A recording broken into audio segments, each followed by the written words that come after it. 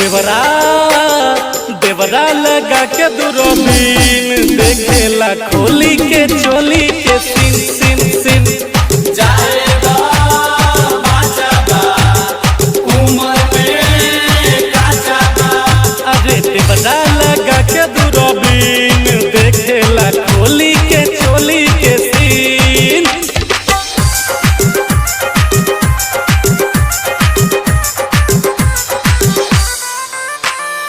अमन अमन कुशीनगर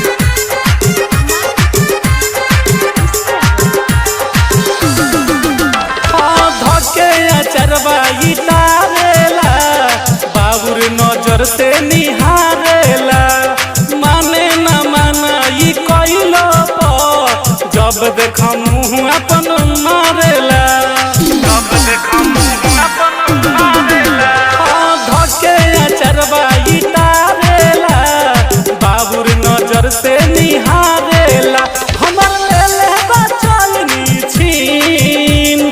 देवरा देवरा लगा के दूरबीन देखेला खोली के चोली के सीन सीन सीन जाएगा बाचागा उम्र में काचागा।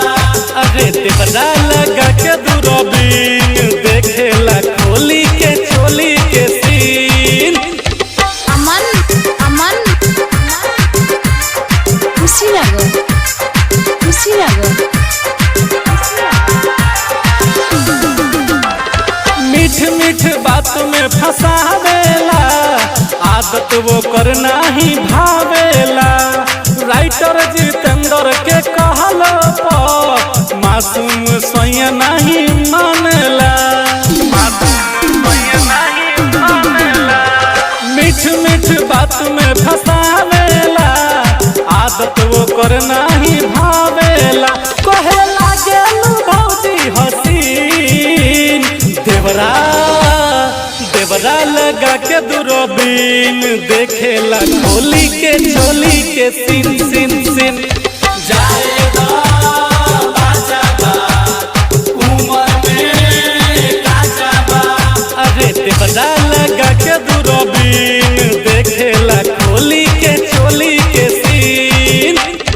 बहरा से ओइले ना सैया हमार देवरे उठावता पूरा बहार बहरा से ओइले ना सैया हमार देवरा उठावता पूरा बहार लगल दहिया से रहेगा तो दिन। देवरा देवरा लगा के दूरबीन देखेला खोली के चोली के सीन सीन